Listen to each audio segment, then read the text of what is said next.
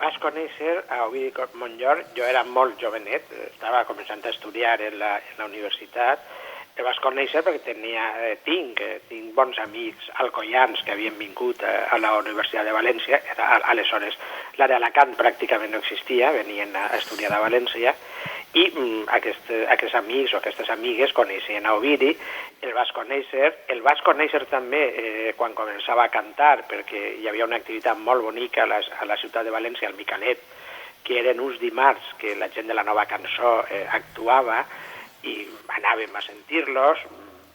Ovidi estava en aquell moment començant a cantar, feren un festival, de fet, en el Micalet, i va guanyar-lo ell, i vas tenir també ocasió de conèixer-lo. I ja posteriorment, per qüestions teatrals, doncs també l'he conegut, el vas tractar i, sobretot, l'he admirat moltíssim.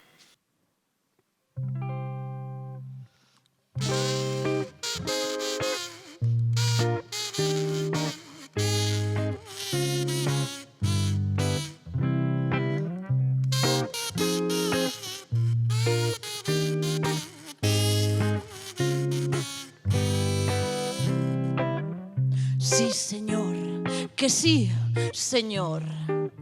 Sí, senyor, té la raó, senyor. Sí, senyor, digui'm, senyor, ben cert, senyor. Sí, senyor. Sí, senyor, a disposar, senyor. Vostè és un senyor. Sí, senyor.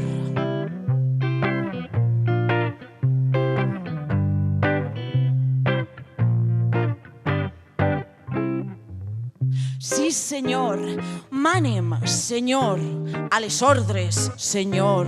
Ja ho sap, senyor? Sí, senyor, resí, senyor, recontra sí, senyor. Senyor, no es preocupa el senyor, no em fa mal el senyor. Endavant, senyor, sí, senyor.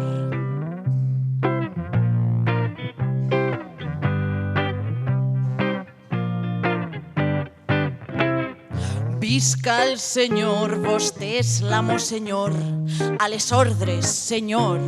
Sí, senyor. Sí, senyor. Que sí, senyor. Sí, senyor. Senyor. Està content el senyor? Puc marxar ja, senyor? Gràcies, senyor. Gràcies, senyor.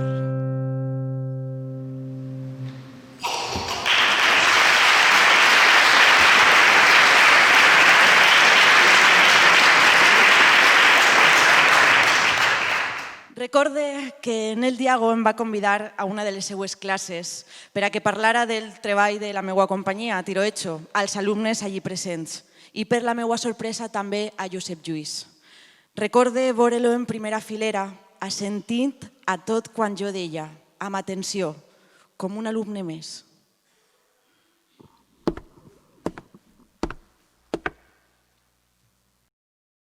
Allá por el 1971, siendo estudiantes de Bellas Artes, Jaime Carballo nos conquistó a un grupo para montar Noche de Guerra en el Museo del Prado, que dirigió él. Fueron invitados, pero para nuestra sorpresa vinieron los Sirena, que entonces representaban toda la sabiduría y lo respetable y admirable posible dentro de un entorno en el que había muy pocas cosas admirables.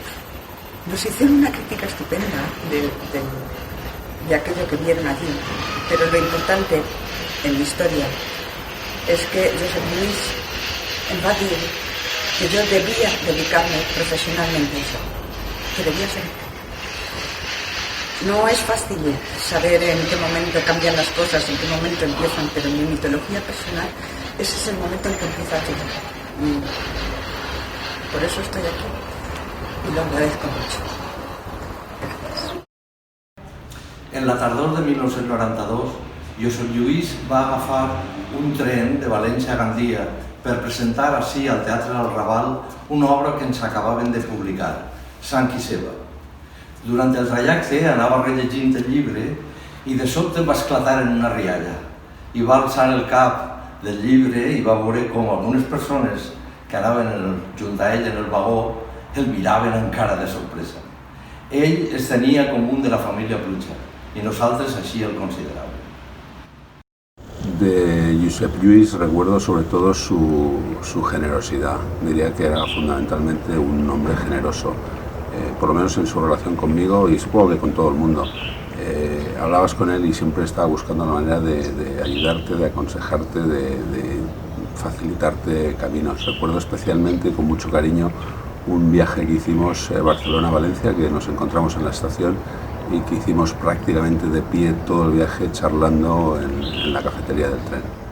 Querido amigo Josep Lluís, hoy 8 de noviembre de 2017 te escribo para decirte que Encendidas estará el 25 de abril de 2018 en el Teatro Español, la gran plaza del teatro de esta España nuestra, y también que Jabalina sigue rodando ahora en la sala más pequeñita y más de cámara, Sala Kakerlaken de Puerto de Sagunto, lugar de nacimiento de Jabalina y mío, y también que estuvo en el Festival de Memoria Histórica cumpliendo 10 años desde su estreno.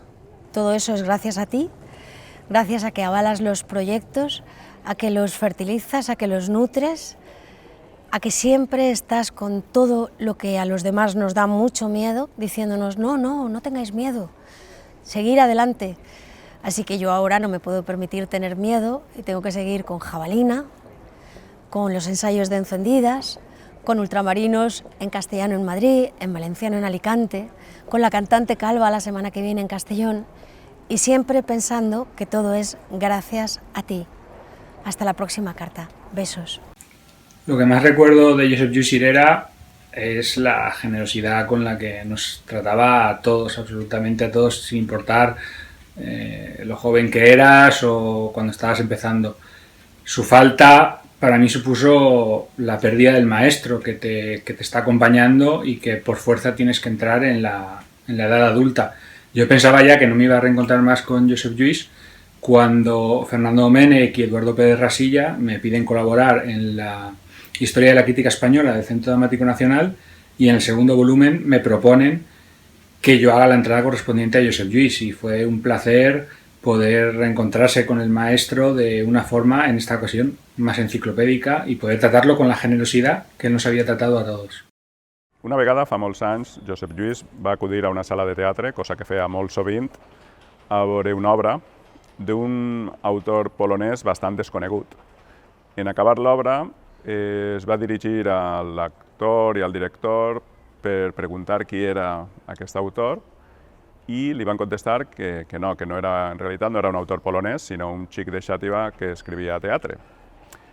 Poc després ens van posar en contacte, vam conversar i a partir d'ahir es va establir entre nosaltres una edat molt fructífera i sobretot basada en el món del teatre i a més una amistat que tenia una cosa molt especial, que és que va néixer d'una manera plenamente teatral. Pocas semanas después de fallecer me llegó un vídeo que me envió un compañero de ABET, que era un vídeo de una conferencia donde pues había muchos señores trajeados, de estos señores muy inteligentes, con gafas y chalecos de punto, catedráticos todos, en una mesa muy grande de una universidad, hablando de teatro contemporáneo y hablando de autoras, de autores y de flamenco. Y entre esos señores estaba Josep Lluís Sirera. Y hubo un momento en el que él paró la conferencia y se puso a hablar de mí. Y me citaba como autora que nunca aparecería en los libros de texto de las universidades y tal. Y la verdad es que en ese momento me emocioné mucho, porque me vino en un momento en el que necesitaba ese refuerzo positivo. Nunca se lo pude decir, nunca se lo pude agradecer, y de alguna manera pues me gustaría que esto sirviera para darle las gracias, porque creo que si algo tenía Josep Lluís Sirera es que se acordaba siempre de todos nosotros. En cualquier contexto siempre se acordaba de los autores y autoras que empezamos, y eso se agradece mucho. Así que gracias. Jo a Josep Lluís el vaig conèixer a la facultat. Donava una assignatura que es deia Anàlisi de textos dramàtics i recorde que havien de fer dos treballs. Un era d'un text dramàtic i un altre era d'un espectacle. Jo vaig analitzar l'espectacle de final de partida de Samuel Beckett, de Teatro de los Manantiales. I recordo que vaig anar a veure la funció com 4 o 5 vegades, sempre la llibreteta ahí prenent notes i supermotivat i entusiasmat. I me'n recordo que al final crec que era l'època en la que encara no tenia ordinador i tenia molts fulls ple de ratlles i no sé què, i tot tachat i no sé quants, i al final no el vaig passar a la net i me va fer tanta vergonya donar-li a Xina que se me va passar la data de termini i no li vaig donar. I se me va quedar sempre l'espineta perquè explicava tan bé, motivava tant, que recorde que anys després el vaig veure i li vaig dir: Josep Lluís, vull que me perdones perquè mai no te vaig entregar este treball que vaig fer i que me va encantar fer-ho i vaig aprendre mogollon amb aquest treball. I res, que ho sàpigues. I me va mirar així com ulls de confiança plena, no? Com aquests ulls quan venia a veure les funcions de la companyia. Ulls de confiança i d'admiració. No venia mai amb aquests ulls de crític, ni de mestre, ni de... no jutjava. I te feia sentir-te realment confiat amb el treball que feies. I crec que això ho trobarem molt a faltar. Una persona que sabia tant i que donava tant i que, sobretot, admirava el fet teatral, que ho recordaré sempre. Hola, bona nit a tots i a totes. Gràcies per acompanyar-nos en aquesta nit tan especial. Aquest temps de crisi, lluny de descoratjar els creadors escènics i els dramaturgs, de fer-los mandrosos, fins i tot els estimula. Per cada iniciativa que veiem fracassar, en veiem néixer una altra. Per cada persona que es queda tirada a la cuneta, incapaç de resistir les creixents restriccions imposades a la professió teatral, se n'afegeix una altra. Mentre aquells que continuen fent camí ho fan disposats fins i tot a uns sacrificis majors. En aquesta situació, ens semblava als editors que havíem de fer el possible per ajudar la professió teatral, brindant-li una plataforma crítica i compromesa amb la seva tasca, una plataforma que permeta visibilitzar iniciatives d'una altra manera condemnades, malgrat el seu interès, al silenci. Aquestes paraules són de Josep Lluís i formen part de la presentació d'un dels seus últims projectes, la revista i editorial Episquenion. Paraules que recullen el compromís i la generositat que el nostre humanitat va demostrar tot al llarg de la seva vida cap al teatre valencià en general i cap a la nostra escriptura teatral en particular. La història del nostre teatre, des dels seus orígens fins a l'actualitat, va ser matèria d'estudi constant de Josep Lluís, una investigació que en moltes ocasions passava de la teoria a l'acció. La nostra història teatral no seria la mateixa sense ell. Les paraules que hem llegit les escrivia el 2013, just el mateix any en què escrivia unes altres, junt amb altres companys i companyes, les de els estatuts de la nostra associació ABET, de la qual és, per tant, membre fundador. Per això, d'entre totes les seues nombroses facetes, professor de la Universitat de València, investigador, crític teatral, activista cultural, guionista, editor, aquesta nit ens centrarem sobretot a la seva faceta d'escriptor teatral, en solitari o en companyia, en processos de coescriptura o d'escriptura col·lectiva, amb textos originals o dramatúrgies. Abet ha volgut fer un no homenatge, com a ell potser li hauria agradat, parafrasejant aquelles no crítiques que va escriure i que, per ser alguna entitat o editorial, hauria de publicar en llibre. Aquest homenatge està fet amb la mateixa llibertat i passió que les seues no crítiques, obert al diàleg i la col·laboració de molts altres dramaturgs i dramaturgues, com evidencien els diferents testimonis que, com els que ja hem sentit, aniran succeint-se tot al llarg de la velada. També sentirem música, un humil tast de la música que li agradava, seleccionada per la seva companya Remei Miralles, gràcies Remei, i escoltarem mesclar la seva veu, de fet ja l'hem sentida, i la seva escriptura. En solitari o acompanyat per el seu germà Rodolf, qui ha escollit també un fragment d'una de les seues peces compartides. En una obra que va agradar molt a Josep Lluís, em consta, Para que no te me olvides, de l'autora valenciana Guadalupe Sáez, dos germans volien fer un homenatge al seu pare desaparegut, un amant del flamenc. La germana imaginava com podrien fer-ho i, entre altres fantasies, deia: per fer-ho necessite un escenari gran, enorme, gegant, I això deia l'actriu dins d'una sala alternativa de 10 metres per 8. Nosaltres estem molt contents de poder fer l'homenatge al nostre amic Josep Lluís, amant del teatre, precisament així. Moltes gràcies al Centre del Carme per cedir-nos aquest espai preciós, un espai que està al cor del barri de Josep Lluís, a 5 minuts d'on va néixer, al carrer Quart, on va passar a més la gran part de la seva vida. Però no volem contar la seva vida ara, perquè preferim que l'expliqui ell mateix. 11 driblings i un offside de Josep Lluís Cirera.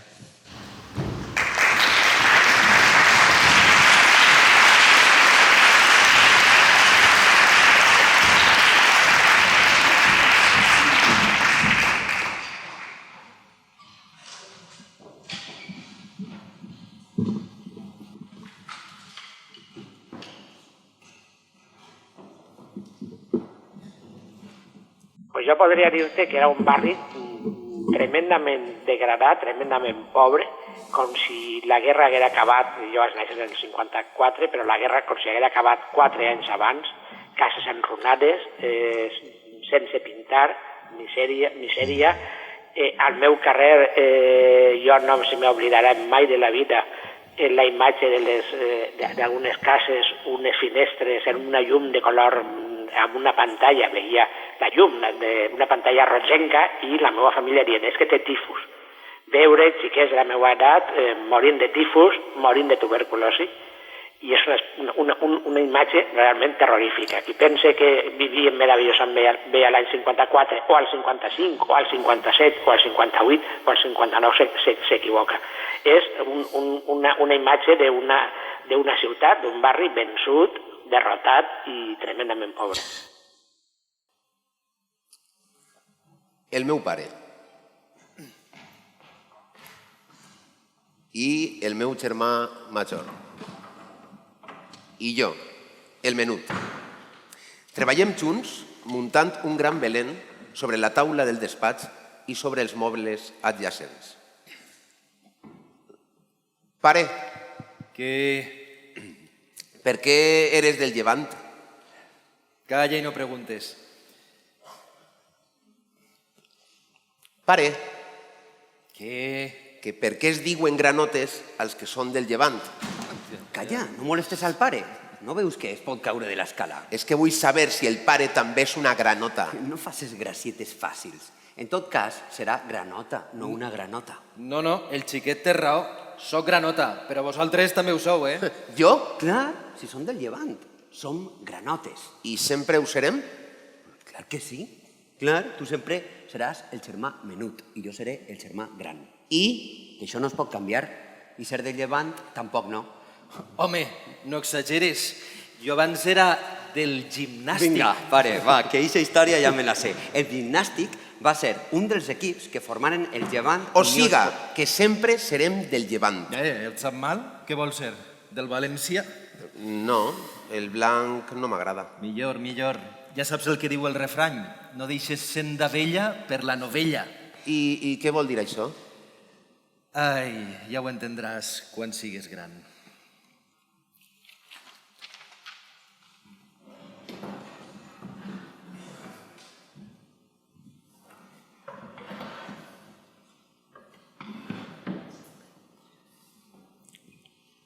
Llotja de la casa del Teatre de la Casa dels Obrers. Actualment el Teatre Thalia. Ding, dong, ding! Acaba de sonar el segon avís del començament de la funció. Aquell dia jo no vaig anar. Estava el meu germà, mon pare, ma mare, ma tia i mon tio. Jo faré ara de mon tio.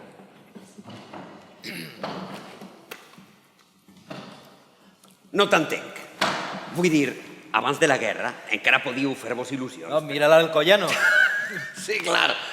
Allò va ser una casualitat. No, una casualitat no. Gràcies a l'esforç i el treball dels jugadors, els socis i la directiva. I la moral. I la moral. Sí, sobretot la moral que no falte. Desenganya't, cunyat. Per a jugar en primera o al Llevant li toca la loteria o els directius són rics. Tu mira els nostres. Mira's. Exportadors de taronja, amb les butxaques sempre ben plenes. En canvi, vosaltres, Sempre esteu amb deutes. Ah, clar, home, en estos temps qui es fa ric, malament. No, en tots els temps. Qui és pobre, malament. Ai, senyor, una altra volta discutint de futbol. Granotes o merengues, en quines coses s'entretenen els homes? Merengues? Me n'aneu a comprar un merengue? Jo me'n vull menjar un. Quan no em menges a ton tio, prou que ens han deixat entrar de vegades al teatre, eh?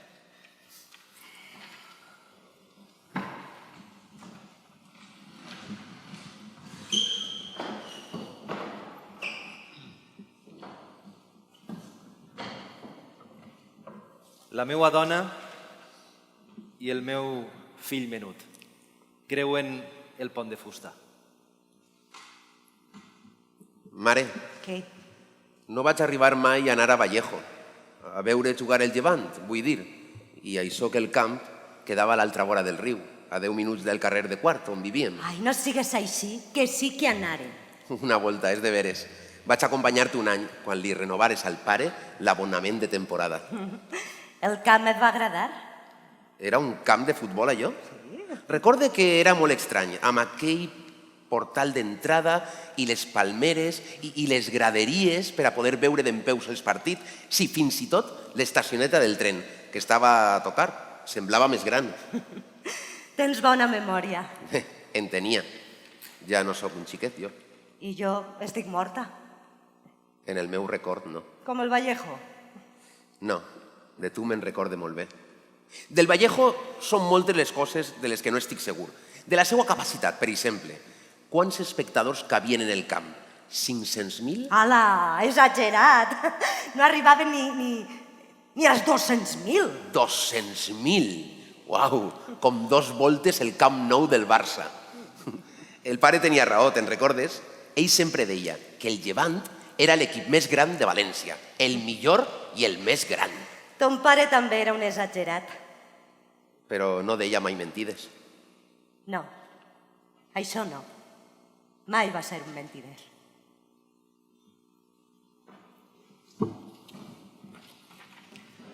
Carrer Carnissers, número 6. Escola Pies. Ara faré de mestre.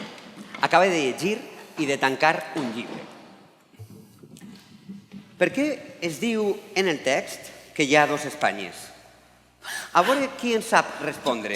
Perquè els bons espanyols i els mals espanyols no poden mai fer lligar. Bé, bé. I qui és el més bo dels bons espanyols? Franco. Molt bé, molt bé. I com li podem dir també a l'Espanya dels mals espanyols? L'anti-Espanya! Molt bé, molt bé. Vos ha quedat cap dubte? Jo en tinc un. Digues. I no hi ha una Espanya enmig? Vull dir, entre la bona i la roïna? No, impossible. Això seria com una Espanya arlequinada. Arlequinada. Arlequinada es diu a una roba que està feta a trossos de colors diferents. Quina cosa més lletja. Exacte, és una cosa ridícula. Jo he sentit en Carrusel Deportivo que al Sabadell li diuen l'equip arlequinat. Per què? És un equip ridícul? No, no. Li diuen així perquè la seva samarreta és a quadres blancs i blaus. Però el Sabadell és un equip que fa riure. Sempre està dels darrers. És quasi tan fluix com el Llevant. Ara tenim Vanderlei, no te'n rigues. Tinc un altre dubte. Mentre no siga de futbol... No, és de colors. De colors? Ja sé que el color de l'Espanya roïna, de l'anti-Espanya, és el roig. Per això als mals espanyols els diem els rojos. Això és, molt bé. I el de l'Espanya bona? Quin és el color de Franco? Quina pregunta més tonta. El blanc, naturalment. Ell és del Real Madrid. Silenci! No és el blanc, és el blau. És que ja no te'n recordes de quan vam parlar dels colors de les camises de la Falange i de la Divisió Azul. El blau? Què passa? No et veig molt convençut. És que estava pensant. La samarreta del Llevant és blaugrana, blava i roja. A quina Espanya pertany el Llevant? A la dels bons o a la dels roïns? O serà una Espanya que no és ni una cosa ni una altra? Prou ja! Pareix mentida que diguis ixes rucades. Mira, quan acabe l'escola et quedaràs una hora més, com a càstig. Aquell dia havia anat amb la meva cunyada i el seu fill menut a la Basílica de la Mare dels Desemparats. Estàvem agenollats en un dels bancs i rezaven a mitja veu.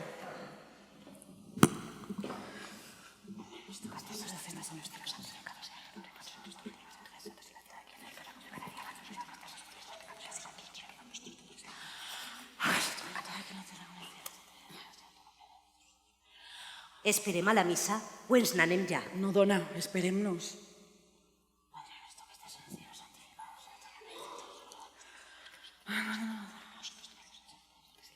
Mare, dona'm diners.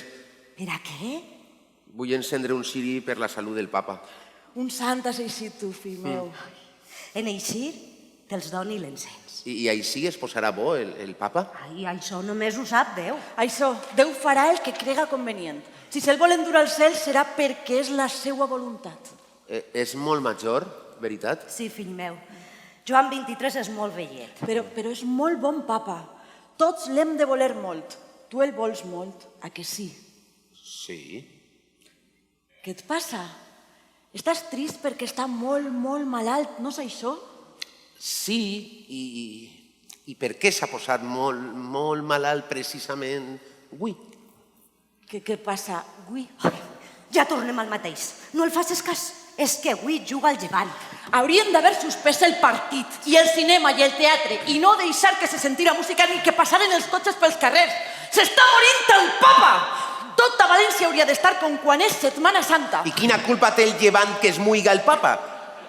Si no li guanya avui al Deportivo, no podrà pujar a primera. Ai, mira, tu el sents? Així t'ha son pare. Sí, perquè el meu home, molt de l'adoració nocturna i de la confraria del Sant Calze, per entrenar a veure el partit o vindre a resar amb nosaltres per la salut del papa, ja ho veus. Ho ha tingut clar.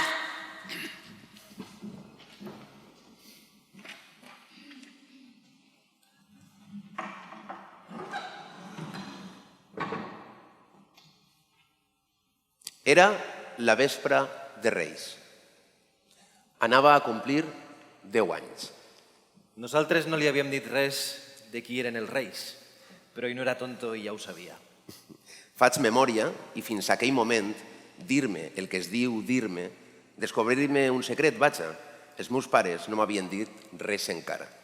Ni si els reis existien, ni d'on venien els xiquets, ni per què es deia barri xinès al barri on estava el meu col·legi, ni per què, sent tan de dretes, no parlaven del tot malament de la república. En aquells temps, si volies prosperar, saber massa era més un obstacle que una ajuda. Ara ho entens? Tinc ara la mateixa edat que tu tenies aquella vespra de Reis, com no vaig a saber-ho. No, però no parle d'ara. Ara tu eres gran, sí, i jo estic mort. En canvi, aquella vesprada de Reis... Eren mals temps, veritat, pare? Eren temps molt durs. Em pagaven tard i poc, quan em pagaven. Va haver dies que poguérem menjar perquè la mare havia malvenut un dels llençols de fil de l'Eixobar. No calia que em diguéreu res. Us ho veia en les cares. Per això aquell any no vaig escriure carta als Reis. Saps? Això no t'ho vaig dir tampoc mai. Però quan vaig adonar-me que aquell any no havies escrit la carta, vaig plorar de ràbia i d'impotència. Llavors, per què m'has dut així? Jo no li he demanat res als Reis i ja és massa tard per escriure's la carta. Per a la carta és massa tard, sí, però els pares, buscant i buscant, han trobat això... Espera, això i això. 50 pessetes. 50 pessetes? Sí, i ara anem a entrar a la tenda i tu triaràs el joguet que més t'agradi i que valga un mínim de 50 pessetes, eh?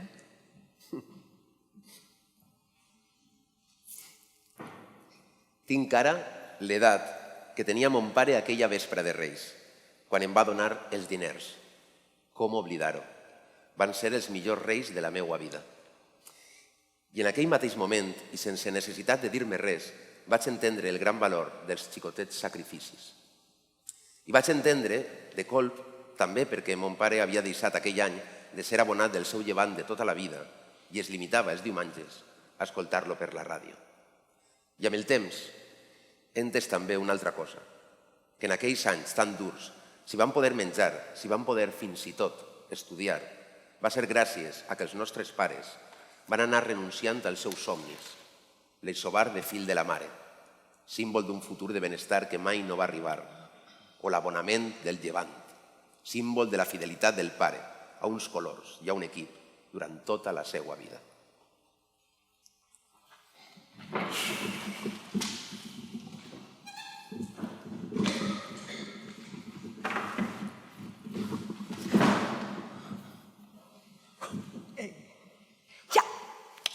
Als meus pares no els fa gens de gràcia. Mentre ells estiguen per València no he deixat que la meva germana isca a passejar. Per què? Seràs de suro. Ells claven mà totes les xicones que troben pel carrer. Encara que no siguin les del barri xino? Encara. I els negres també? No són dels pitjors. I la policia no fa res? I què vols que faci? Franco ha dit que els americans cal tractar-los molt bé, que les hem de deixar que facin tot el que vulguin. A mi els americans no m'agraden. A la meva germana sí, per això els meus pares no la deixen eixir de casa. És de veres això que dius de Franco? Mon pare ho ha sentit en la ràdio. No els podem dur la contrària en res als americans, dic. Ha dit Frank que a qui el fas enfadar el ficarà a la presó. Què et passa? T'has posat blanc? No, és que el meu germà m'ha dit que... Què? Vinga, parla. Que ahir, al camp de Vallejo, va jugar un partit el Llevant amb un equip de mariners americans. Guanyarien els americans, clar, perquè ells guanyen sempre. No.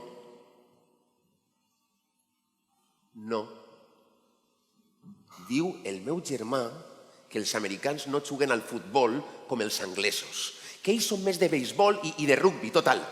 Que el Llevant els ha ficat 10 o 12 gols. Pobre Llevant! Segur que Franco tanca tot l'equip en la presó model. Si fora això només, els americans s'enfaden molt quan perden. Mira el que fèrem amb els japonesos. Japonesos? Però vosaltres creieu que bombardejaran València? És que el meu germà m'ha dit que els vaixells que estan al port tenen uns canons tan grans com el carrer de Carnissers. Si passa això, la culpa la tindreu els granotes. Sí, com si els xotos no haguéreu trencat mai un plat.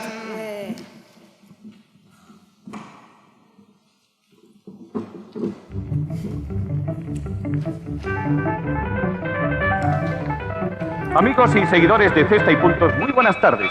De nuevo con ustedes tendremos la satisfacción de presentarles en la tarde de hoy otro emocionante encuentro de nuestro torneo juvenil. Van ya jugados 5 de los 8 partidos que componen la fase de octavos de final y hoy serán ustedes testigos del sexto, que promete ser muy reñido e interesante. Van a jugarlo ante las cámaras dos equipos muy distintos entre sí. Uno de ellos es donostiarra y el otro valenciano. Uno se ha incorporado recientemente a nuestro programa y el otro es veterano de lejanas temporadas. Es el primero el del Colegio del Sagrado Corazón de San Sebastián, el segundo el de las Escuelas Pías de Valencia.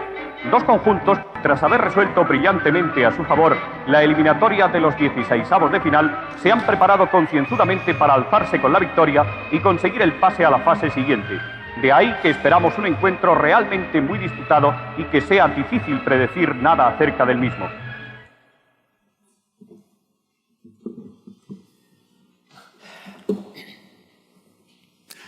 I arribem a la pregunta decisiva per al concursant número 2.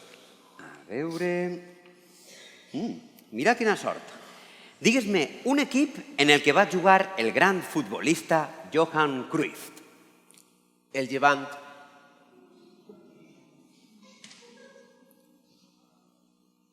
Tu estàs de broma? No. El Llevant. Vinga, tens 5 segons per a canviar de resposta. I per què ho has de fer? La meva resposta és correcta. Molta imaginació tens tu, xiquet. M'ho ha contat el meu iaio, que el va veure jugar al nou estadi. I el teu iaio també, I el meu pare li donà la raó. Ho lamente, però has perdut. És vostè qui no sap res de la història de l'esport valencià. A veure, si hagueres dit l'Ajax o el Barcelona, però el Llevant. Ai, el Llevant. Ai, vinga, home, no em facis riure.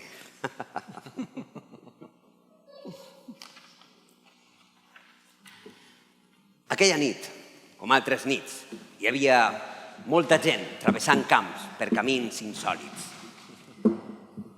No hi havia faroles perquè tampoc no hi havia carrers. I jo anava amb el meu cunyat i el seu fill menut. Estàs segur que és per ací, pare? Que sí, que no te'n recordes que quan hem baixat en Sant Llorenç hi havia una alqueria a mà esquerra? És l'alqueria on Blasco Ibáñez parava algunes voltes a fer-se un barralet de vi amb olives. Però si està tot fosc, per què no posen encara que siga una bombeta? Això es va comprometre l'Ajuntament quan el Llevant va construir el nou estadi. Això ja fer carrers asfaltats.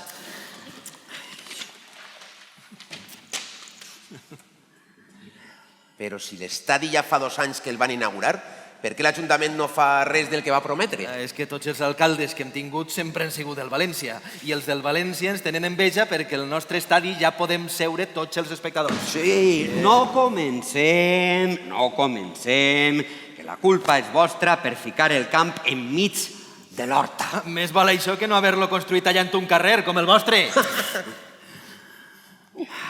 I pare, no hauríem d'haver arribat ja a Sant Llorenç? És que fa molt que caminem pel mig dels bancals, no? Sí, mira, que no veus l'estació allà? Deu haver crescut l'edifici. És que no és l'estació de Sant Llorenç. Com haurem arribat a Marxalenes? Si almenys haguera passat un cotxe pel camí, amb els seus llums no ens haurem perdut, no? Sí, home, passa un cotxe per este camí tan estret, igual ens atropella, com si foren granotes. És que per a l'Ajuntament de València això és el que hem sigut sempre, granotes que van votant per les sèquies.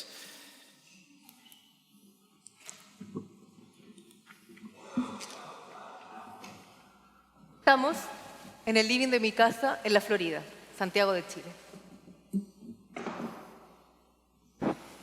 Amigo mío, ¿de verdad crees que Pellegrini no lo hará tan bien en el Real Madrid como en el Villarreal? No lo creo, estoy seguro. ¿Por qué? ¿Es un gran entrenador? Bien, ya lo ha explicado mi mujer. A los grandes entrenadores hay que dejarlos mandar en los vestuarios, que diseñen la política deportiva del club.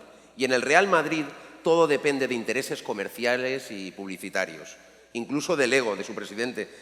Y si el entrenador esas cosas no le gustan, tendrá que conformarse o marcharse, como pasa siempre. A mí no me engañas. Lo que pasa es que como serás del Valencia, prefieres que el Real Madrid gane la Liga. Pues te equivocas, no soy del Valencia. Mi equipo de toda la vida es el Llevant. No sé si te suena. ¿Ah? ¿El Levante? No me suena. No me extraña. No me extraña nada. Y ya ves, debería sonarte, porque antes de Iván Zamorano o de Pellegrini, en el Llevant tuvimos un gran jugador chileno, Caselli. Caselli sí que te sonará, ¿verdad? Caselli, ¿cómo no me va a sonar? Mi papá me hablaba de él en su etapa en Colo-Colo y en La Roja, en nuestra Roja, pero yo no lo he visto jugar nunca.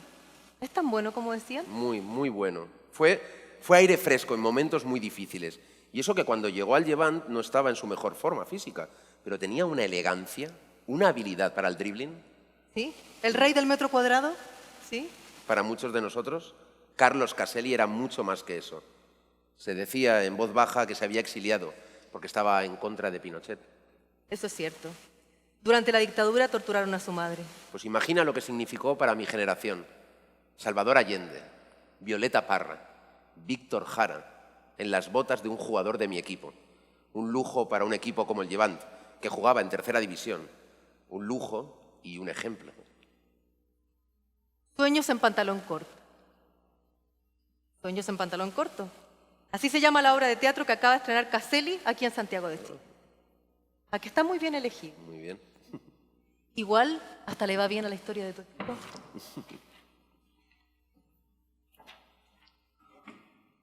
Del proper cap de setmana no passa. No.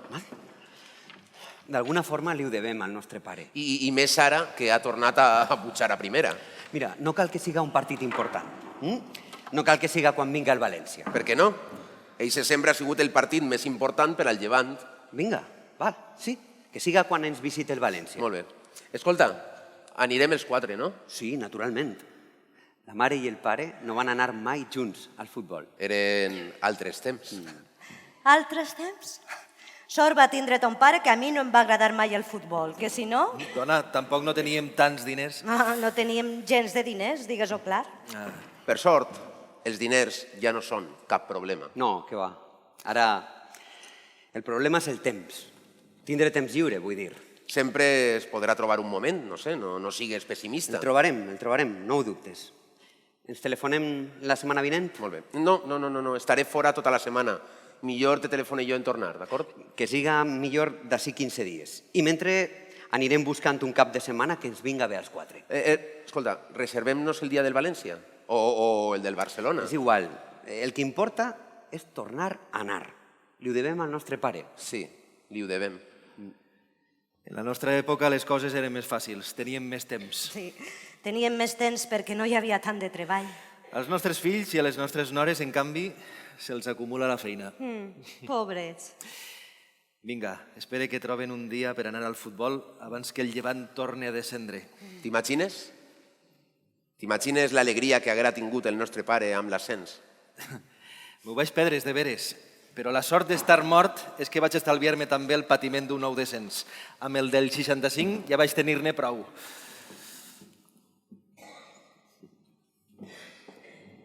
El nostre pare tenia raó. Aquella temporada no trobarem un dia que ens vinguera bé als dos, ni les següents. Estic una miqueta fora de xoc, ho reconec, i el Llevant no és avui per avui una de les meues prioritats. Jo no sóc aquell xiquet que somiava poder anar a Vallejo amb son pare, que cada diumenge compartia amb ell les alegries, poques, i els disgustos, molts, del seu Llevant. Però passa el temps, i el temps passa molt a pressa, i els records se m'acumulen. Ara mateix faig memòria i em sorprenc de com el Llevant ha estat present en la meva vida, fins i tot sense adonar-me'n. Durant 30 anys, per exemple, he viscut a menys de 15 minuts del seu estadi. Durant 15 dels quals, a més, l'estadi el podia veure només eixir al balcó. Des d'ell, la meva parella i jo sentíem com es celebraven els gols. Des d'ell, assistíem a la desfilada trista i resignada dels afeccionats després de cada derrota.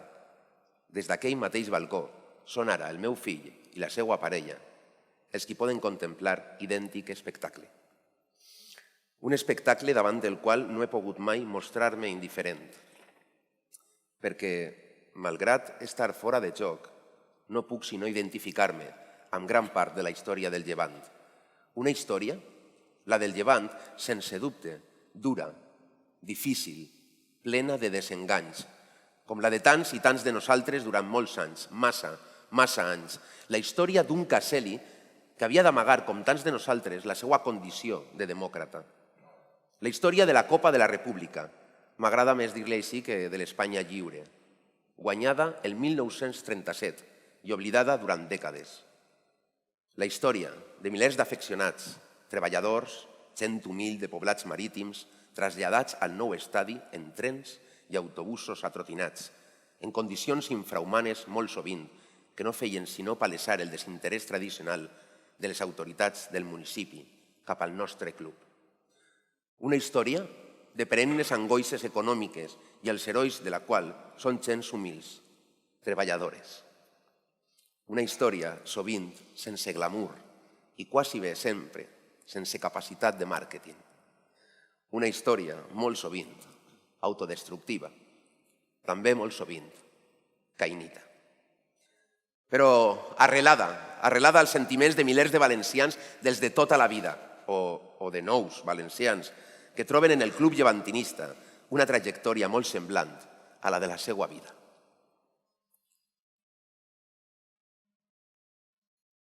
Estic estic fora de joc. Però quan em pregunten, puc tardar més o menys en contestar, però sempre acabe donant-li la raó a mon pare. Soc del Llevant.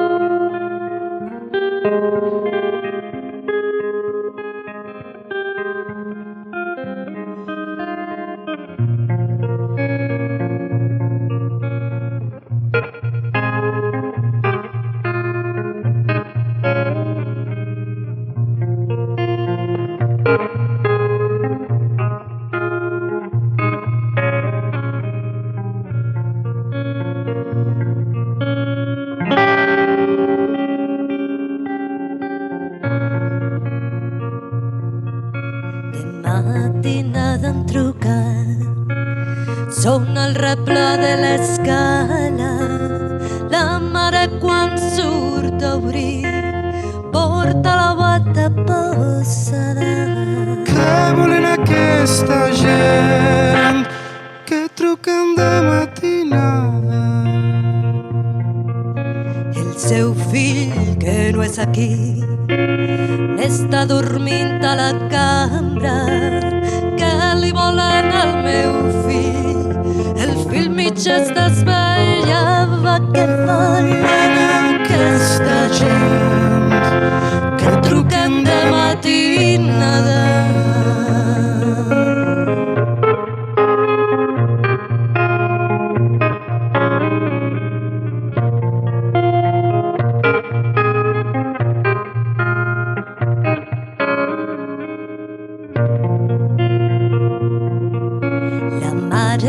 Ben poc en sap de totes les esperances del seu fill estudiant, que ben compromès n'estava. Que volen aquesta gent que truquen de matinada? Encara no ben despert, ja s'enviva la trucada i es llança pel finestral a l'asfalt d'una volada. Què volen aquesta gent que truquen de matinada?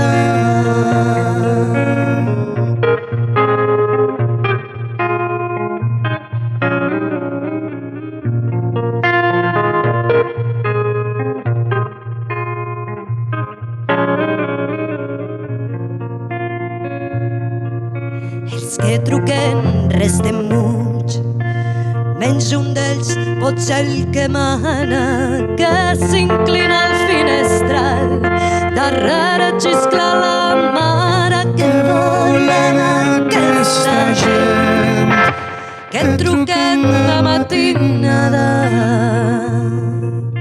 De matinada han trucat, la llei una hora et senyala.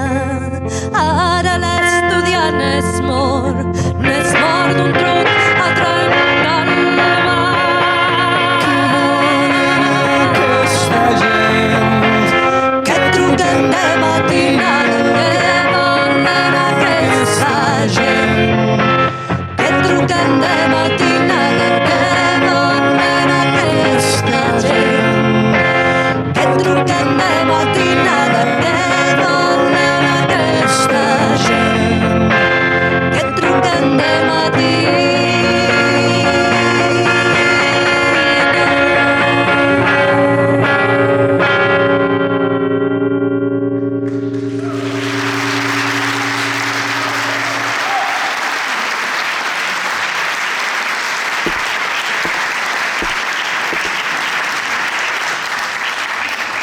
Les vivències en Josep Lluís són moltes i variades, però a mi m'agradaria destacar en concret 3 aspectes de la relació que he tingut amb Josep Lluís. Per una banda, l'acadèmica. Pense que és un home fonamental i clau per relacionar el món universitari amb el món professional. No? I aquests 2 vessants també incitava molt a la gent que veníem o que podien conèixer els 2 mons per a que contribuírem una mica en aquesta tasca. Jo trobo que ell és mestre i sobretot un gran guia per a poder fer aquest tipus de treballs. Després professional, amb els treballs de guionitzar sèries de televisió on ell ha estat coordinador, mestre, company, molt sever quan calia ser-ho, però sempre destilant aquesta humanitat que tenia. I després en la vessant humana, què dir de Josep Lluís, una persona que sempre ha estat dedicant un temps, aquesta amabilitat i sobretot també aquesta sinceritat directa a l'hora de contar-te les coses com les veia i les sentia, aquest sentit crític i al mateix temps amigable. Per tant, sempre en el record i sobretot mestre, amic i sobretot persona en gran estima. L'any 1991, a la revista El Temps, Josep Lluís Cirera va fer una crítica molt elogiosa d'un dels meus primers treballs com a dramaturg i actor, Lo tu o res. Les seues paraules em van esperonar a confiar en la meva feina i a tirar endavant, i durant el temps sempre vaig rebre la seva mirada còmplice. Doncs sempre en la memòria, Josep Lluís. Moltes gràcies. Recorde fa anys anar a una xerrada, crec que era sobre... I Josep Lluís era un dels ponents. I en acabar la xerrada vam estar parlant de dramaturgia valenciana, sobre escriptura, sobre els nostres projectes futurs. I al final, després d'estar parlant i parlant, ens vam acomiadar i Josep Lluís em va dir: adeu, Carles. I jo li vaig dir: adeu, Rodolf. Generosa y discreta ternura inolvidable, Josep Lluís. Nunca hizo falta llamarte para tenerte cerca. Sempre prop. Sempre. Parlar de Josep Lluís Cirera és parlar d'una bella coneixença i d'una bellíssima relació. Jo el vaig conèixer quan ell tindria 14-15 anys, o sigui, jo soc una miqueta més gran, però bueno, vull dir que ha sigut tota la vida més o menys junts o més o menys en situacions paral·leles.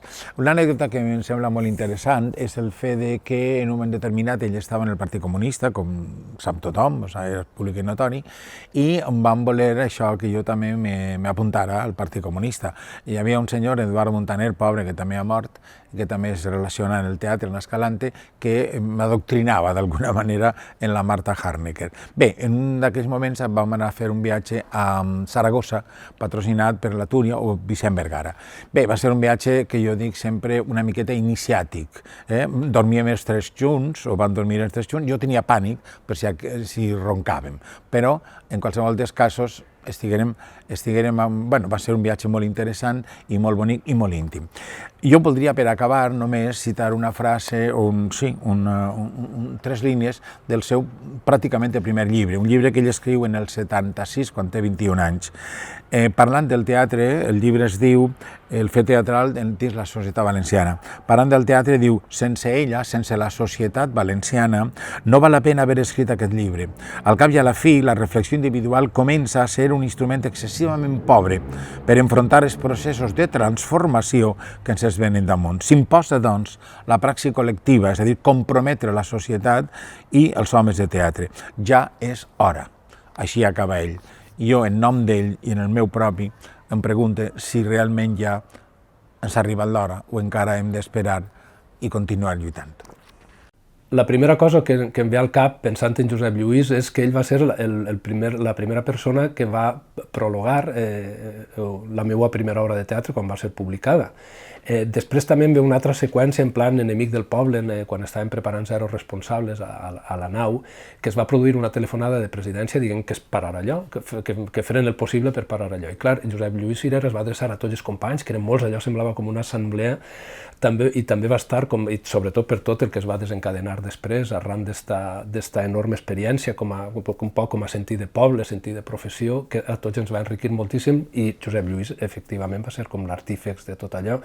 I finalment en veu una més peculiar i és en un encontre de dramaturgs internacional que va organitzar con Martínez Luciano en Alacant en una taula redona que estava José Monleón, crec que també estava un dramaturg jove madrileny, també estava Josep Lluís i estava menjant-se un caramelet allí davant de tots els que estàvem escoltant, total que li va vindre de manera sobrevinguda la paraula perquè el dramaturg madrileny va acabar inesperadament i això li van succeir 2 minuts molt divertits contemplant com Josep Lluís intentava gestionar allò del caramel perquè no s'atrevia ni a treure's-se'l de la mà, ni a tragar-se'l, i continuava parlant mentre el veies fer tot allò i va ser una seqüència antològica digna de, no sé, del mateix Charlie Chaplin.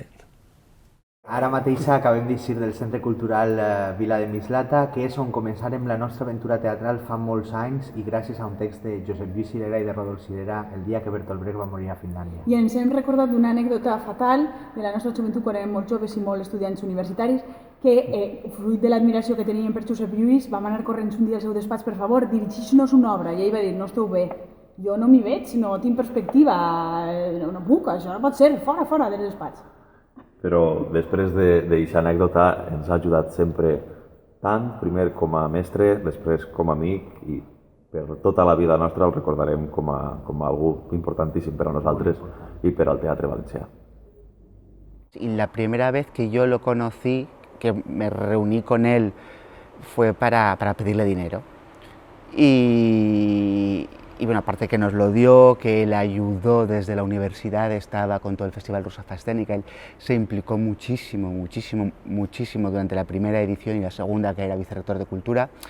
Yo lo único que recuerdo que yo estaba histérico era el 2011, claro. Y yo todo el rato pensaba, no se llama Rodolf, se llama Josep Lluís. Entonces yo estaba hablando con él, supongo que esto lo habrá pasado a 1000 personas más, y yo todo el rato pensaba, no es Rodolf, no es Rodolf, no es Rodolf, no te confundas, no es Rodolf. Y cada vez que hablaba con él, yo mismo en la conversación pensaba, mientras le estaba pidiendo dinero, ay, qué bien, no le estás llamando Rodolf, qué bien, no le estabas llamando Rodolf. Y al final de todo, ya después del dinero, del acuerdo, de hablar, de plim, plan, plum, mi última frase fue, bueno, encantado Rodolf, hasta la próxima. La SGAE va programar una lectura de Silenci de Negre a Barcelona i es va convidar a Josep Lluís i a mi, vam anar a Barcelona i com que havíem de fer nit, ens vam anar a l'hotel que ens havia reservat l'SGAE i vam descobrir que només teníem una habitació, una mica estranyats, però bueno, vam dir no té massa importància, però quan vam entrar a l'habitació vam descobrir que només hi havia un llit, i era un llit de matrimoni.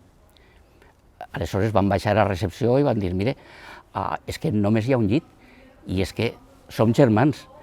I en recepció es van dir, bé, nosaltres en aquestes coses no entrem.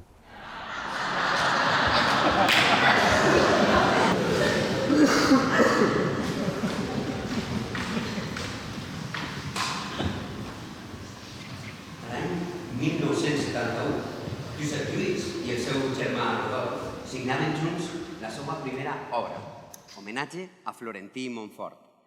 Després del Cirera, molts autors valencians han escrit en parella. Ens preguntem ara si, sense el seu exemple, això hauria sigut possible. En canvi, pocs han sigut els que s'han interessat posteriorment pel teatre de la memòria o de la història, com li agradava anomenar-lo a Josep Lluís. Un teatre compromès que caracteritza gran part de l'obra compartida dels dos autors. Un teatre nascut a l'ombra d'arbres exòtics al Jardí Botànic de València, on els dos germans passejaven per debatre hores i hores sobre trames i personatges. Aquesta exploració conjunta va prendre la forma de 3 trilogies. El desviament de la paràbola, amb el brunzir de les abelles, el còlera dels déus i el capvespre al tròpic. Les ciutats, amb cavalls de mar, la partida i la ciutat perduda. I finalment, la trilogia inacabada, Europa en guerra, amb Silenci de Negre i Benedicat. Obres, aquestes últimes, de total actualitat que, potser, podrien interessar avui al nostre teatre públic. Més que res perquè cap de les obres escrites pels germans Cirera han comptat amb una producció pública valenciana, a excepció de les adaptacions Tres forasters de Madrid i El triomf de Tirant. I d'aquesta última ja han passat 25 anys. 25 anys? L'any passat es va estrenar París, anys 60, un encàrrec d'assaig grup de teatre universitari, l'última peça dels germans Cirera. L'any anterior, el 2015, CRIT, companyia de teatre, també nascuda de l'àmbit universitari, va estrenar professionalment El dia que Bertolt Brecht va morir a Finlàndia, una peça escrita en 2003. Rodolf Cirera va escollir el fragment final d'aquesta peça perquè formara part d'aquest homenatge i nosaltres, immediatament, vam pensar en la millor manera de portar-la a aquest escenari. Demanar la col·laboració dels nostres companys i amics CRIT, companyia de teatre.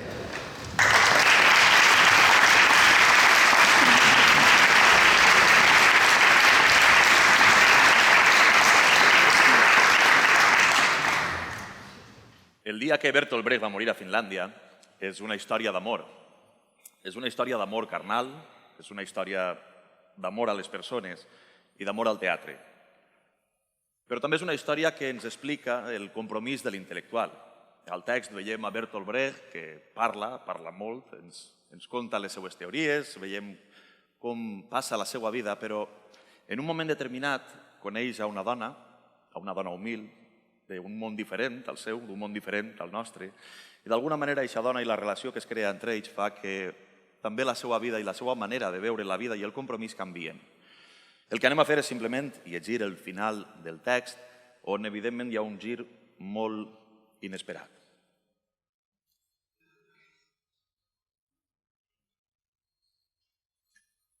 L'amor és producció. Meti deia que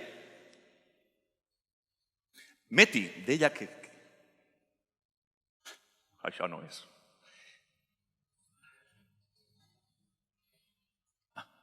Pot ser això. Laitu tenia una pobra opinió d'ella mateixa perquè no havia produït cap obra important, que haguera inspirat poemes i que per la seva influència la bona gent s'haguera comportat millor que abans no tenia gens d'importància per a ella. Meti li va dir aleshores: és ben cert que no has produït encara res, però això no significa que no hagis estat útil. La teua bondat és valuosa perquè se li en trau profit. I això no té cap sentit. O sí que en té. Els homes no són perfectes. Però no hem de perdre el temps tractant de superar la nostra feblesa, perquè hem d'invertir totes les nostres energies en lluitar per un món millor. I hem de fer-ho partint, precisament, de les nostres mateixes debilitats. No té cap sentit que tractem de canviar el nostre caràcter o que ens sotmetem a terribles penitències com si ens odiaren.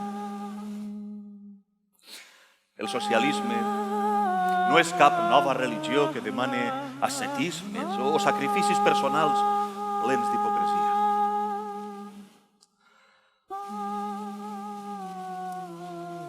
Miriam, qui sap? La memòria humana és tan estranya. Pot ser? Sense que me n'hagi adonat. Ets tu qui realment has estat darrere de la meva obra de tots aquests anys. Ve tu i aquest fill que jo desconeixia. Una altra carta. De Finlàndia? De Finlàndia. La resposta, per fi.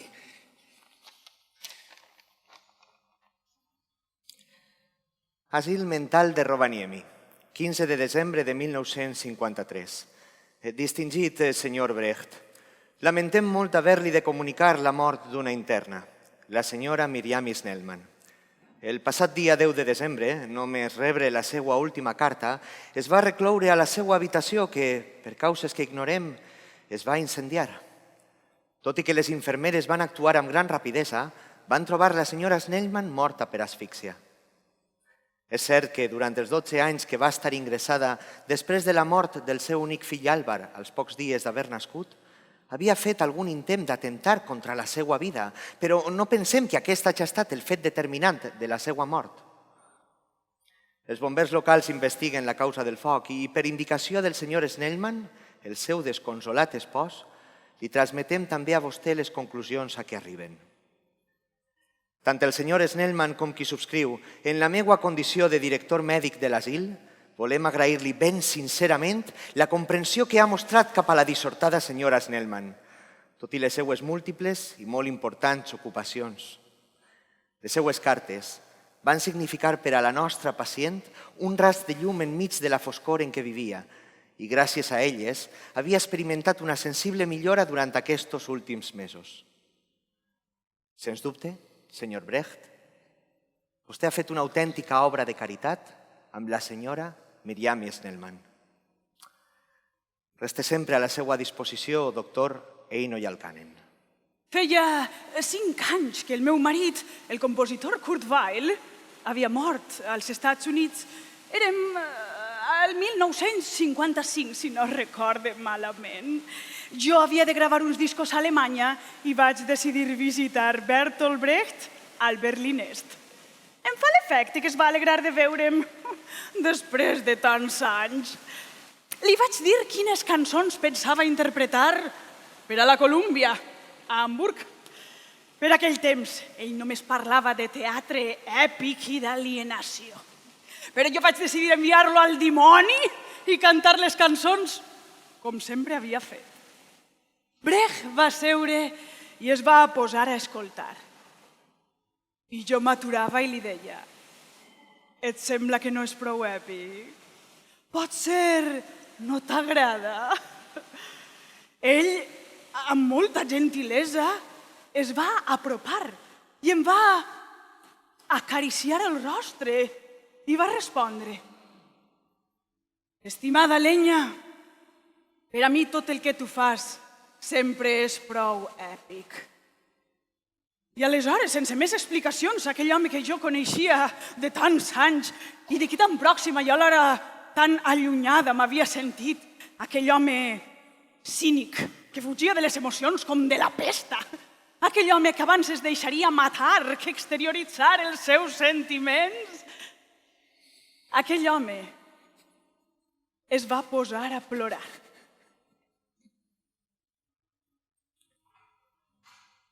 No podem construir la nostra vida sobre dogmes. Acceptar les nostres contradiccions és la millor manera que tenim, pot ser l'única, de comprendre els altres i comprendre'ls nosaltres mateixos. Només el reconeixement que els éssers humans som éssers limitats, fal·libles, dignes de comprensió i de compassió, ens permet jutjar amb objectivitat els conflictes socials en què ens trobem immersos. Això és el que Bertolt Brecht o Josep Lluís, a la seva manera, avançant i retrocedint, encertant unes vegades i equivocant-se d'altres, va intentar fer tot al llarg de la seva vida. I si avui la seva obra creix i la seva figura s'engrandeix amb el pas dels anys, és justament per això. Perquè era humà. I com a ésser humà, contradictori i imperfecte.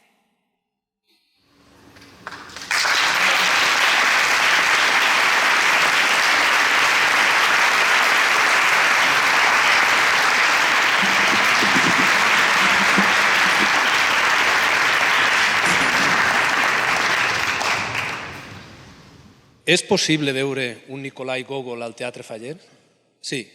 Tot al llarg dels anys 70, Josep Lluís va fer diverses adaptacions destinades al món faller, entre les quals estava l'inspector de Gogol. És possible encara un altre teatre a l'àmbit faller? Josep Lluís va obrir un camí que potser seria necessari explorar avui.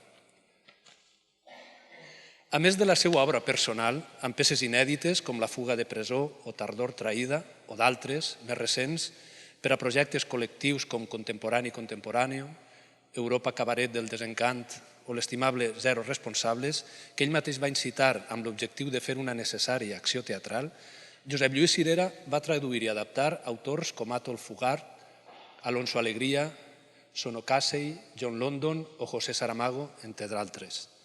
Però volem destacar ara la seva tasca com a dramaturg d'autors clàssics valencians, com Josep Bernat i Baldoví o Eduard Escalante, junt amb el seu germà Rodolf, però també treballs fonamentals com les dramatúrgies de la Gran Semíramis, de Cristóbal de Virués, Juan Lorenzo Palmireno ensaya la favela a Enària a partir de les actes de l'Acadèmia de los Nocturnos, o per Sant Lluc, a partir de diversos autors dels segles XV i XVI.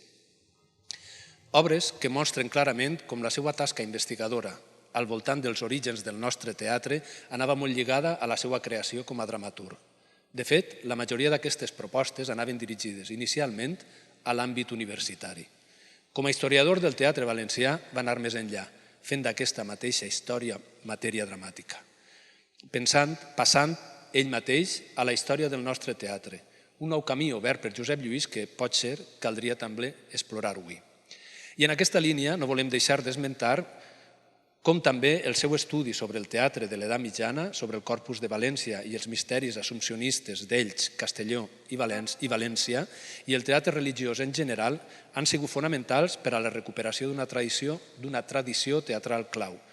El misteri d'Elx no seria el mateix sense la continuada tasca de Josep Lluís per donar-lo a conèixer i que va avalar la candidatura del mateix misteri d'Elx com a patrimoni de la humanitat. Però si hi ha una cosa de la qual Josep Lluís estava molt orgullós és haver portat el teatre a la nostra catedral. Josep Lluís va exercir d'assessor històric i dramaturg per recuperar el cant de la Sibila a la catedral de València en 2012. Ho va fer junt amb el grup de teatre universitari Assaig i l'Associació del Corpus de la ciutat de València. Volem reivindicar així el seu nom, que hauria d'aparèixer destacat cada vegada que es faça aquesta funció a la catedral. Nosaltres som autores i autors i des d'Avet farem el possible perquè així siga. Josep Lluís va portar el teatre a la catedral de València. Avui nosaltres, de moment, portem un trosset d'eixe preciós cant de la Sibila que comença dient: al jorn del judici veuràs qui ha fet servici. Escoltant aquesta música veurem com Josep Lluís va fer servici. Un bon servici, un inestimable i fonamental servici al nostre teatre. Gràcies, Josep Lluís.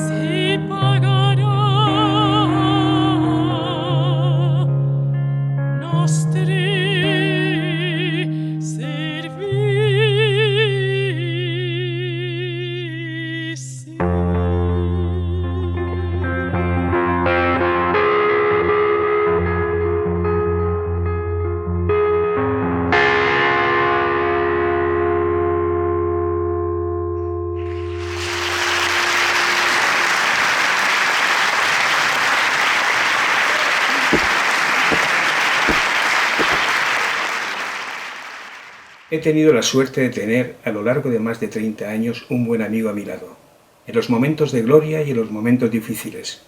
Prologó algunas de mis publicaciones y me ayudó en muchos de mis trabajos dramatúrgicos. Gracias a él, el Encuentro de Teatro y Música Medieval de Elche adquirió proyección internacional.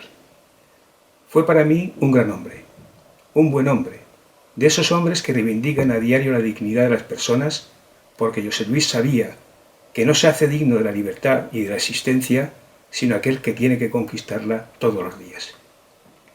Josep Lluís tenía muy claro que el teatro podía ayudar a transformar el mundo en una zona mucho más entrañable, donde las relaciones sean de respeto y de mutua comprensión, y donde la cultura, la música, la poesía y el teatro tuvieran un lugar predominante, un espacio en lo más alto, pero tan cercano a la vez, que todos pudieran alcanzarlo. Gràcies, Josep Lluís, per la teua amistat. El record més nítid o més curiós que tinc en Josep Lluís, encara que Josep Lluís va ser professor meu i recorde molt el temps de la universitat, sí que recorde no la sensació alumne-professor, sinó una sessió de companys, una reunió que van tindre, que també estava Rosa Sant Martí, parlant de creadores, que és el projecte que jo he dirigit durant 5 anys com a director, les residències artístiques creadores, perquè em va plantejar moltes coses de com fer-les, el treball de masterclass, etc.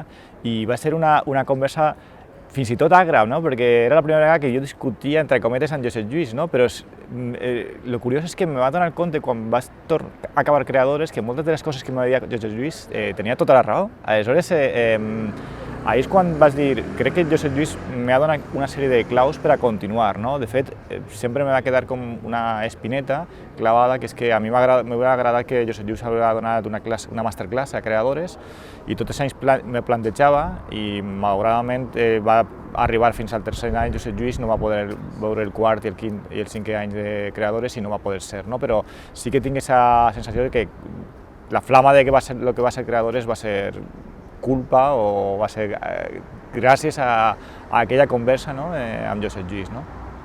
La meva relació amb Josep Lluís va ser únicament epistolar. Bueno, en realitat no per carta, sinó per mail, però m'agrada més pensar que va ser per carta. Era l'any 2015, jo estava vivint a Buenos Aires, teníem una companyia de teatre que s'anomena Trinxera Teatral, estàvem fent una obra sobre la Guerra Civil Espanyola, Granos de uva en el paladar. Ens anàvem de gira cap a Espanya i un bon amic em va passar el contacte del Josep Lluís per a invitar-lo a veure l'obra.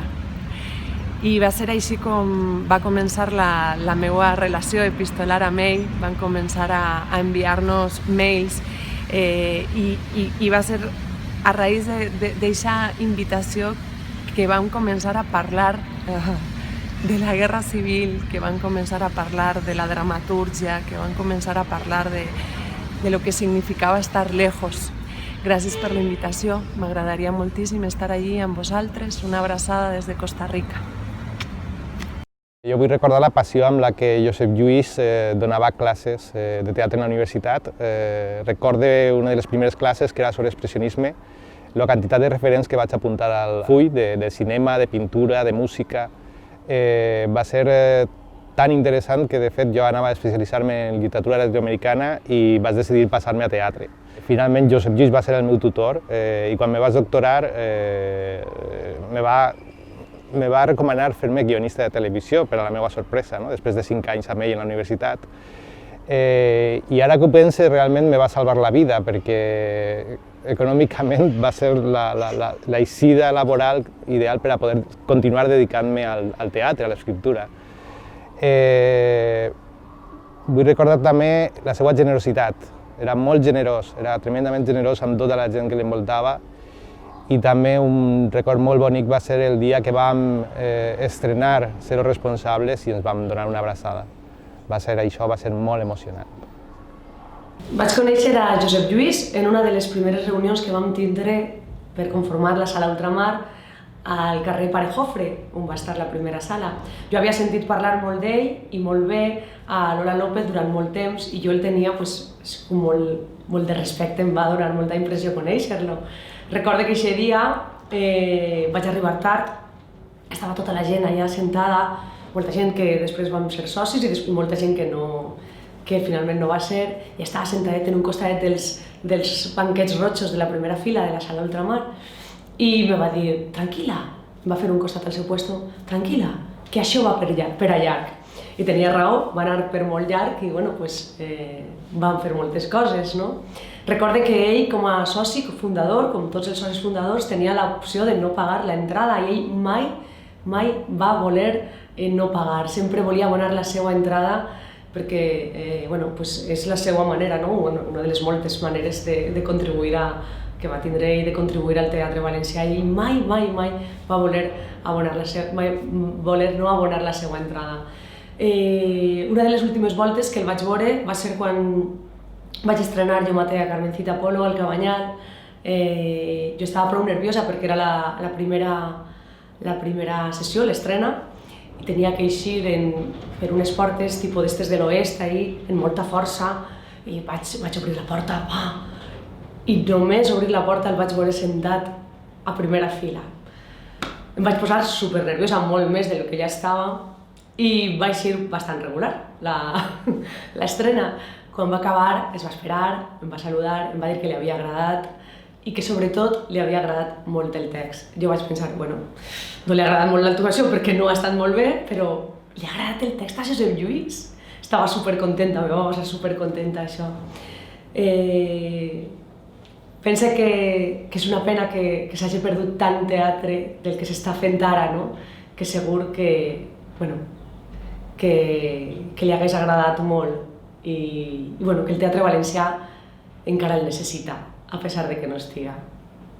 Pues con el recuerdo maravilloso de las comidas que hacíamos antes de sus clases en la universidad, cuando me invitaba a hablar, también con las visitas que hizo al Teatro Principal de Vilanova y con muchísimas charlas de teatro en festivales.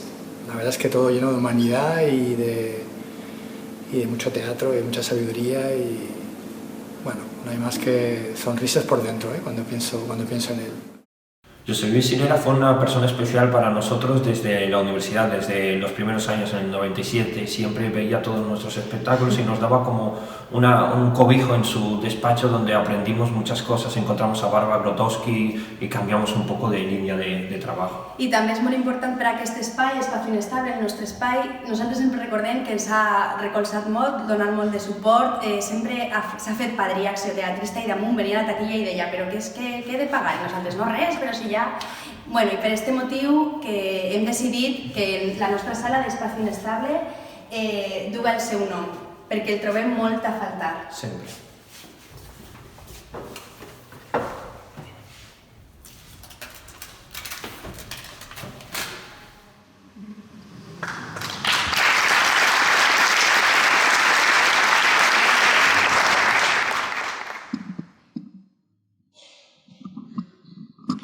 Bona nit. Lamentablement jo no tinc cap anècdota que contar de Josep Lluís.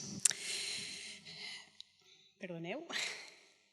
Coneixia i admirava el seu treball com a dramaturg i investigador, les publicacions fruit de la seva recerca, així com la seva implicació i compromís amb l'autoria valenciana sempre emergent.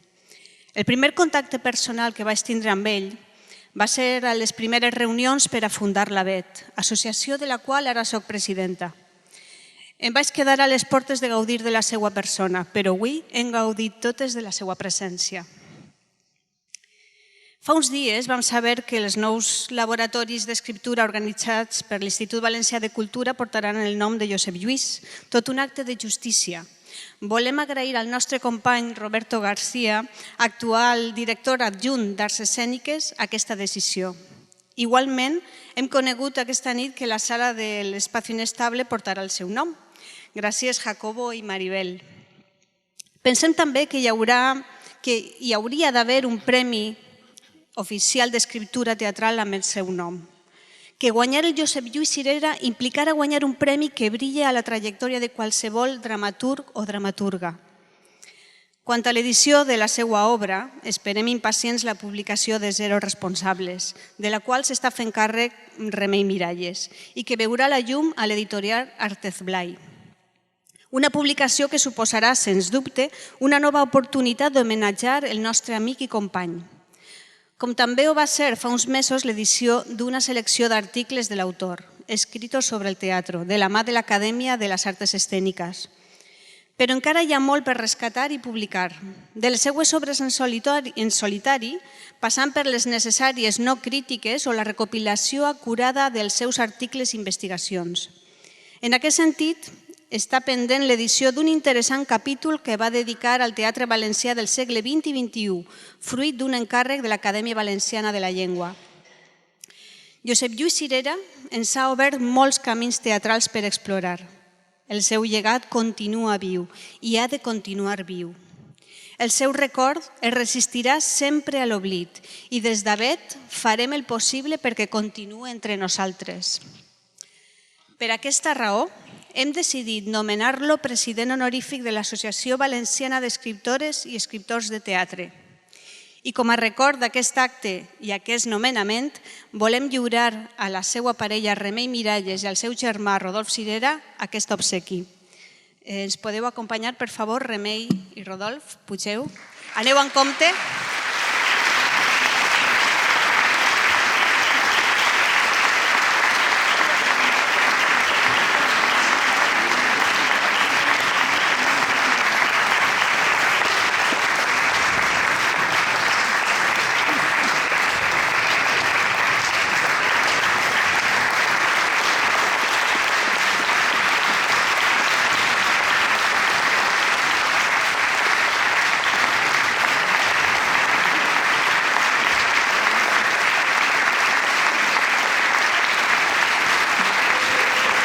És el cartell dissenyat per Elías Taño i serigrafiat per la miliciana. Moltíssimes gràcies. Si voleu dir alguna cosa és el moment, perquè estem a punt d'acabar.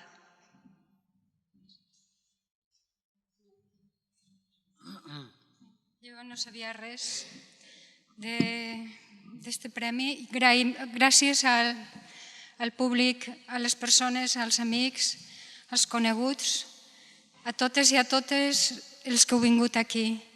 Josep Lluís estaria encantat, emocionat de veure tot el que el voleu i els grans, grans amics i amigues que ha tingut tota la vida.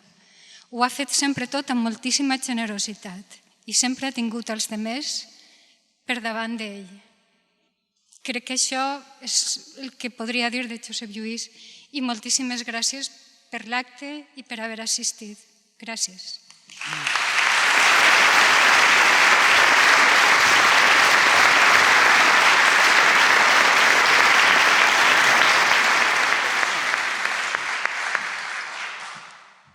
Jo m'he passat la vida parlant en públic, normalment improvise molt bé, avui no sé què dir, i a més crec que és un moment en què hauria de callar-me perquè l'important és que se senta la veu del meu germà, al qual trobaré tantíssim a faltar.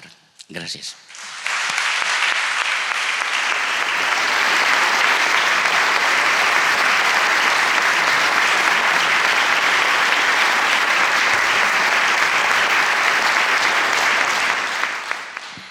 Moltes gràcies, Remei i Rodolf. Acabem ja. En nom d'Avet, vull agrair el treball de totes les persones i entitats que han fet possible la celebració d'aquest acte.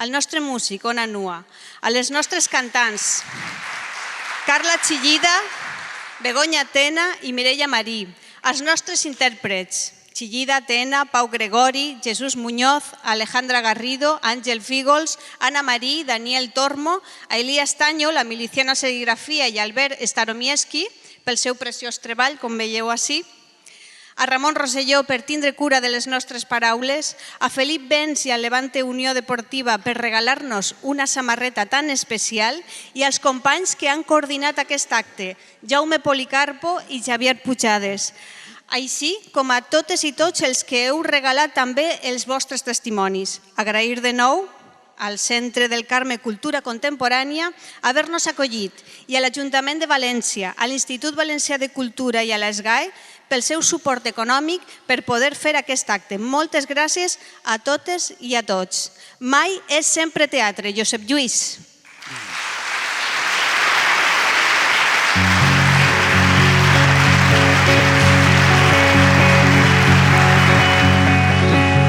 Plovia aquell dia perquè vull, perquè tinc ganes que plogués. Sortia ja de casa perquè vull, perquè tinc ganes que sortís. Tenia jo un paraigua perquè vull, perquè tinc ganes de tenir.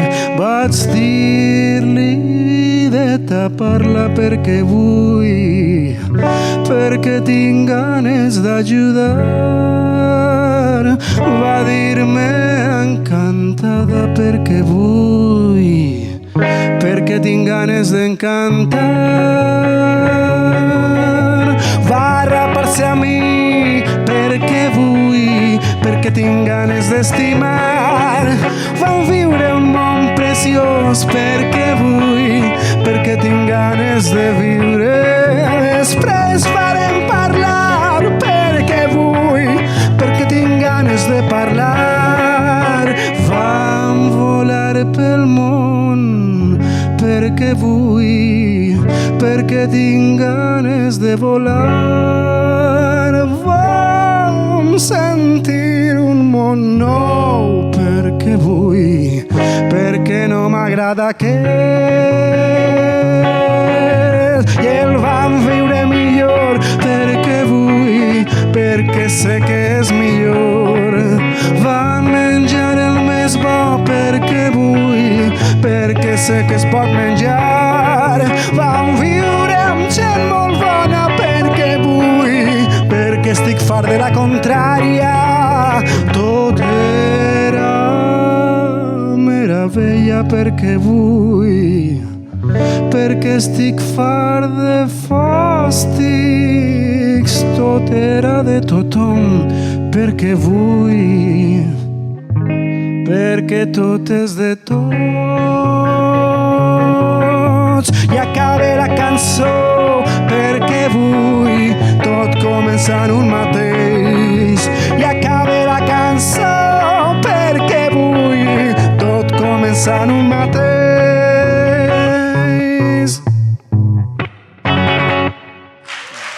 Gràcies.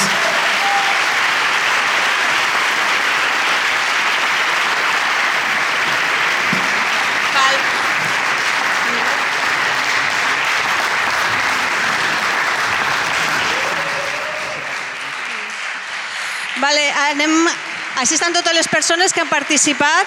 A les persones que han participat en els vídeos us demanem també que pugeu i fer-nos una foto de família.